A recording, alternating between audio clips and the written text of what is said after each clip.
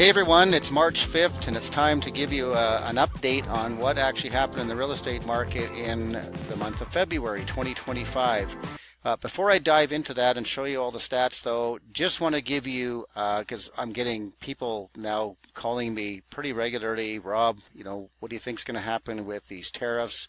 There's a lot of talk obviously coming out of the US and everybody's paying attention to it. It's all over the news media, and I think there's a lot of people that are making projections as to what they think may happen. Even the so-called experts are trying to make some sense out of what may happen, whether there's job losses, whether there's this, whether there's that. And of course, anytime you've got that kind of noise, you're going to get these questions of what the market is going to do.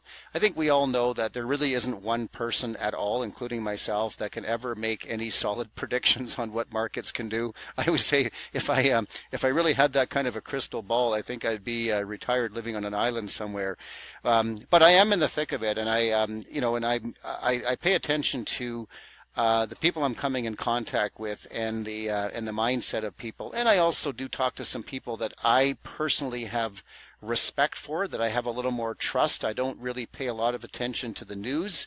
I don't actually trust the news, but some very smart people, especially in the oil and gas world and people in the financial world. I happen to have some clients that are very smart with this sort of thing, and their prediction is that these tariffs, if they in fact do come into effect, and they're here for a long time, would probably hurt Canada as a whole to a degree. There's no question we wouldn't come out of it unscathed.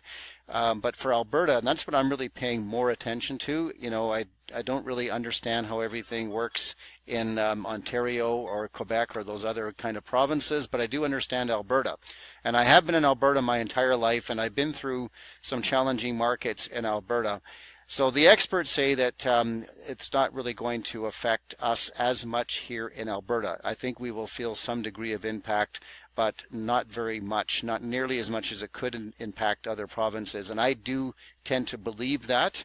And because I've also worked through some other challenging markets, I'm aware of the fact that there is still always a market, which of course leads to everybody who's watching this video asking themselves, is now the time to buy? Is now the time to sell? And that's going to be an individual choice that every person still has to make. But in my opinion, buying and selling in the same market, it really doesn't make too much of a difference whether the market's rising, whether the market is falling, or whether the market is staying relatively flat. But at this very moment, as you're going to see with these stats, we have a healthy market right now. We have higher levels of inventory, which is a very good opportunity to be buying and selling in the same market. And even if you're renting right now and you're looking at buying, there's opportunities anytime you have a little bit more inventory. So hopefully this video will give you some insight and help you with your decision making. And always you can ask my opinion, especially if you're looking at particular areas of the market or certain communities in the market, and I'd be happy to discuss some of the opportunities that might exist in those areas. All right, so let's kick it off here with some chart. All right, so let's take a look at what happened with the city of Calgary and last month. You'll notice there was 721 sales. That is down 19.28% from February 2024. And so you'll also notice that we have 4,145 listings. That is significant because we are up 75.64% in inventory from a year ago. And that's why I just mentioned there's opportunities. Now, before you look at that and go, hey, that doesn't look good at all, actually, that is very healthy. Having 4,145 properties for sale in a city the size of Calgary is healthy. In a normal market, if I go back the last 25 years, a normal market for Calgary is about 5,000 listings. So even though we're dramatically up from a year ago, we're not even really at the normal. So 2,360 was really, really low for a city this large, which is why we saw some price increases quite a bit last spring. So right now we've got 2.41 months supply. Again, that's just really healthy. Now, sales to list price. That's still pretty good. We hit 99.1% of sale price to ask price. Now keep in mind, some people did reduce their price before it sold, and that shows up as 99%. So if somebody did, drop their price and then got close to asking, it appears that maybe it was only 1% off the asking price, but they maybe started out a little bit too high to begin with. Our benchmark price, you can see we finished at $580,600 for the month, and our average price we finished at $612,838. Now that obviously does include condominium as well. So that's why I said to you, this is a healthy market. 1,700 sales, that's fairly decent. Slightly lower than what would be considered normal, which is around 1,800 to 1,850 sales for the month of February. But now we're heading into March and we're heading into the spring market. And usually in a normal month, you'll see over 2,000 sales in the month of March.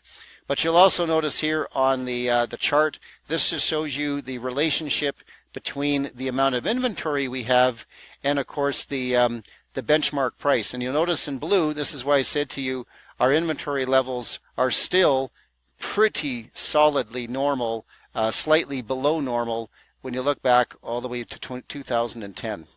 So for some of you that like to follow just the sale price to ask price, just because maybe if you're a buyer and you're wondering, hey, how much money can I get off the asking price?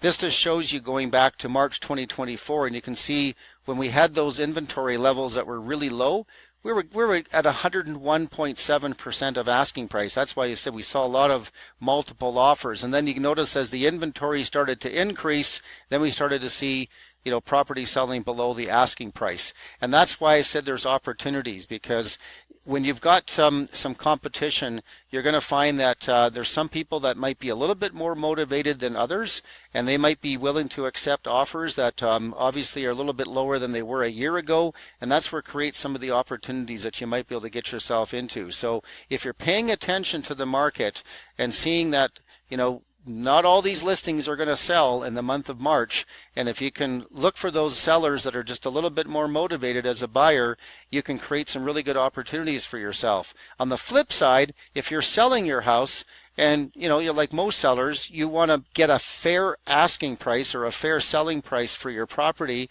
yeah, it might take a little bit longer. You might have to put a little bit more effort into your house looking its best. You might have to hire somebody that is willing to do a little bit more marketing than just throwing a sign on the front lawn and downloading it onto the MLS. But if you do all the things right, take it from me, you can still get a good price for your house in this market. All right, so here we're looking at the chart for, these are apartment condominiums. I'm going to start with apartments this time rather than detached houses.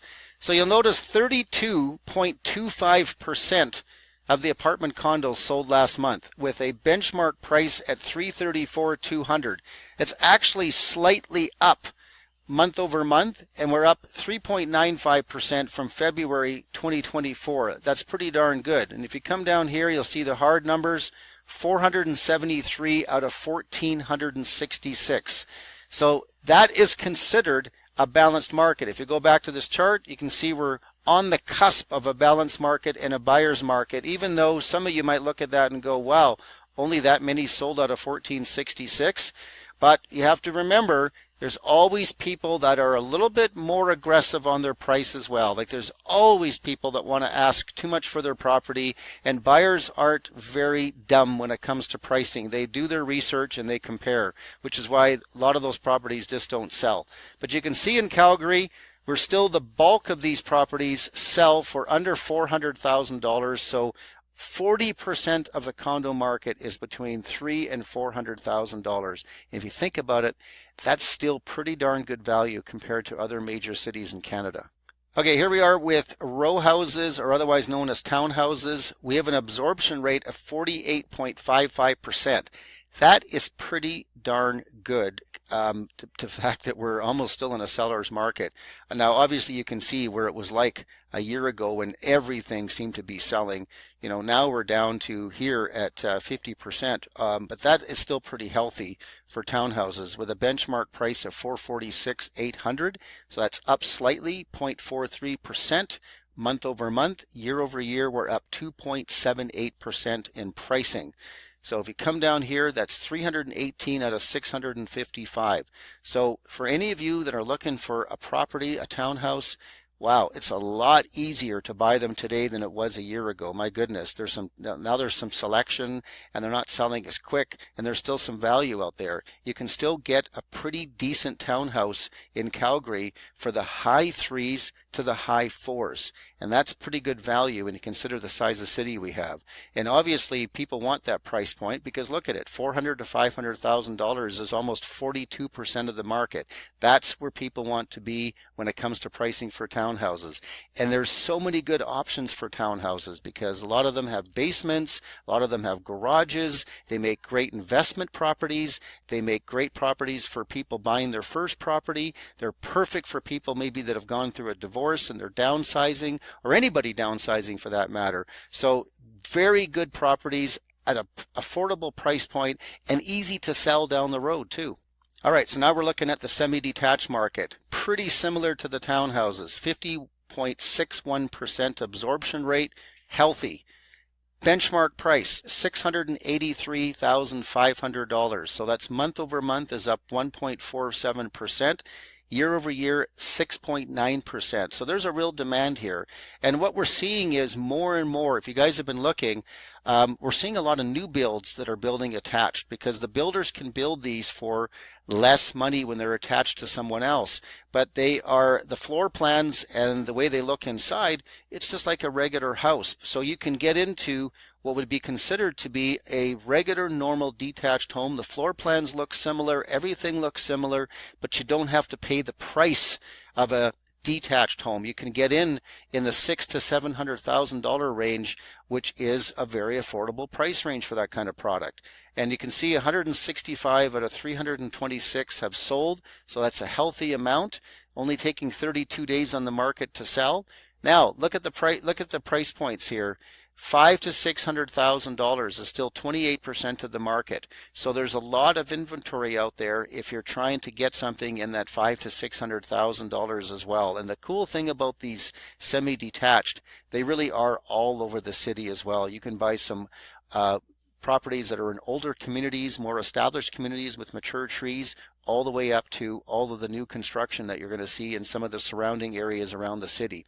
But you can also see that you can get into the luxury market on these as well, which is 11.69% at $1 million to $1.5 million. These are really attractive. I know I live in Marda Loop, and I can tell you there's some beautiful, beautiful attached properties like in Marda Loop that are in that price range. There's also some really nice ones in that, I would say 800 to about 950 to $1 million, and you can see that's 8.92% of the market. And they're in various different locations in some of the inner city areas, you know, around Kensington, West Hillhurst. There's some beautiful ones. Bridgeland has some beautiful ones.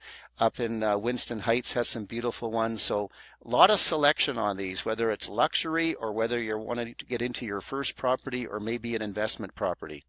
Okay, here we are for detached houses, 45.5%. So we're in a nice balanced market here with the benchmark price last month of $760,500. That's up 1.29%. That's strong. Year over year, 5.8%. So that's a healthy market. But you can see again, back in the spring when there was really, really low inventory, we were seeing almost everything sell. You know, this is what I keep saying in this video. You have some time here. You don't have to jump on the first thing that you see. You're not going to probably see as many competing offers, although they still are out there, but just not as many as we were seeing like a year ago. So you've got some choice and some selection. You can look for the right opportunity. If you come down here, 765 out of 1,698 sold. So again, home sellers, if you were one of these people here that didn't sell, or you're thinking of going on the market, you got to pay attention to this. This is what I keep saying. I'm amazed at how many people don't invest in their own listing. So one of the programs we came out with just recently, it's called a certified pre-owned home. This really makes a lot of sense. we can get your home certified by having a pre-inspection done on your home before you list, addressing any issues that you might not be aware of. A lot of times there's some small things that can be dealt with before the buyer comes into the house, and you can give confidence to that buyer that everything has been checked out and we've had any minor stuff addressed. And then we can also work with the company, Universal Home Warranty, and we can actually offer warranty to the buyer. So if you're interested in learning more about that, check in with me, because anytime you can give buyers confidence when you're selling, warranty, pre-inspection done, that immediately turns into the same thing it would be if you were buying a used car from the dealership. There's a little more confidence there, which is why the dealership sells their used cars at a little bit more money. So the concept is relatively the same. We launched this program last year, highly successful, and it really gives the buyers confidence. So for not a big amount of investment in your own house, it pays a lot of dividends. So like I said, I'm still amazed how many people just don't put any investment into their own house, and yet it's probably the most expensive thing that you own. So if you look at our market distribution, you can see right here, it's pretty simple. We're still $600,000 to $700,000 is the most popular price for homes in Calgary. But that $700,000 to $800,000 is a close second, and that will probably be in first place by the way things are going, regardless of what's happening in the news. I still think that we're going to probably see some increases. We still have a real high demand for people that need homes in Calgary. We've had a lot of people move here in the last few years that are looking to buy. We've had a lot of young people that have now reached that age where they're looking to buy as well, where their careers are now finished and are not finished. Their careers are in full bloom, I should say, and they're and they're ready to buy a home. So the numbers don't lie, and you can see that the stats look good. And even though, like I said, there's some uncertainty and people are sometimes wondering what's going to happen, but from what I can see and what I think we will continue to see is a pretty healthy market. Because take it from me, when I go back to 2008, when it was not a good market, 2016, not a good market, those numbers were a lot worse than what we're seeing here. So I hopefully this video has been really helpful. If you're trying to make some decisions, this should really give you some direction as to what to do. And as always, please feel free to reach out to me with any question, big or small, no strings attached. I'm just happy to be here to help.